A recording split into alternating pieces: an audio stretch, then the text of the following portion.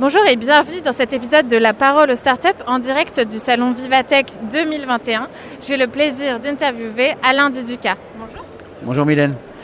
Vous êtes fondateur de Circle, qui développe une voiture électrique entièrement digitale avec des batteries amovibles destinées aux opérateurs en free floating. Alain Diduca, ce sont des voitures électriques disponibles dans la rue qui pourraient être réservées avec notre smartphone comme les trottinettes électriques. Quelle est la particularité ?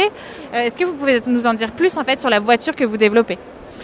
En fait, ce qu'on essaye de faire, c'est de proposer un véhicule 4 roues qui permette aux opérateurs de trottinettes, de vélos, de scooters de pouvoir étendre le service à la voiture. Or, il se fait qu'aujourd'hui, il n'y a aucune voiture qui corresponde aux besoins parce qu'un des gros problèmes, c'est la recharge en ville. Il n'y a pas assez de bornes de recharge.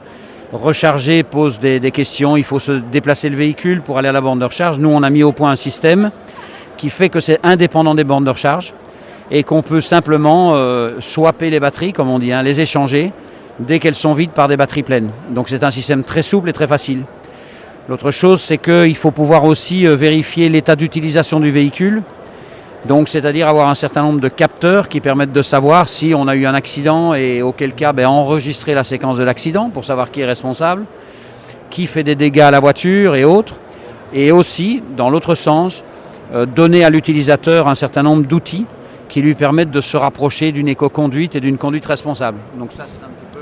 Pardon, et justement, ça, c'est votre différence avec les autres véhicules en free floating qui peuvent être proposés, c'est que vous, votre projet, il est environnemental et aussi sociétal.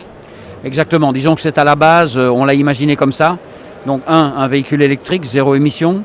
2, un véhicule très petit, très léger, peu d'empreintes au sol. Et en même temps, un véhicule qui correspondait aux engagements sociétaux que tout le monde essaye d'avoir aujourd'hui. C'est essayer qu'il y ait moins d'accidents sur la route.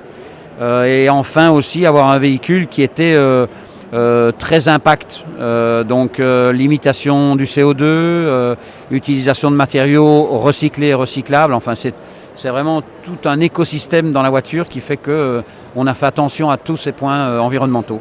Et vous savez combien ça coûterait exactement à l'utilisateur ? Oui, en gros, aujourd'hui, nos futurs clients, qui sont les opérateurs de mobilité, vont mettre un pricing de l'ordre de 40 cents par minute à peu près. Ok, donc en fait vous prenez quelque chose qui existe déjà, donc la voiture, et vous la mettez dans l'air et dans les besoins du temps.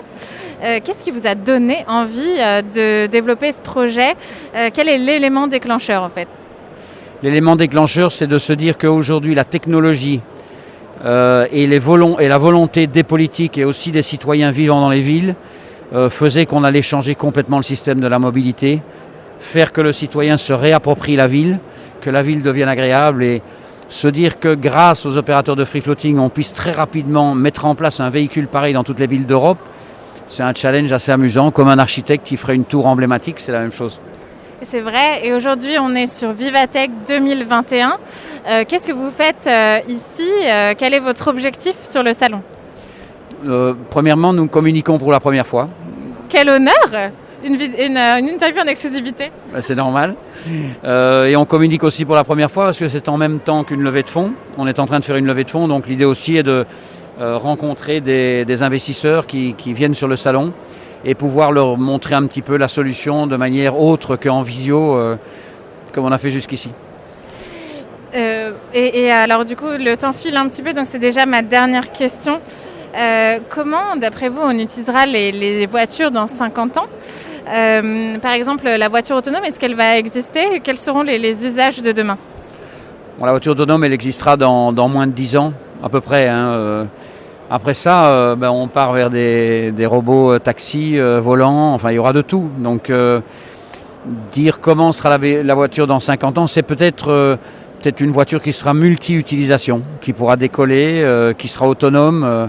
Mais c'est clair que la voiture autonome, on n'imagine pas ce que c'est demain, c'est pouvoir la transformer. Ça peut être un lit, ça peut être un endroit de travail. Donc les véhicules seront beaucoup plus inventifs et beaucoup plus à vivre qu'aujourd'hui. Aujourd'hui, c'est je me déplace, je vais d'un point A à un point B. Donc ça changera fondamentalement la façon de voir la mobilité. Elle apportera d'autres choses.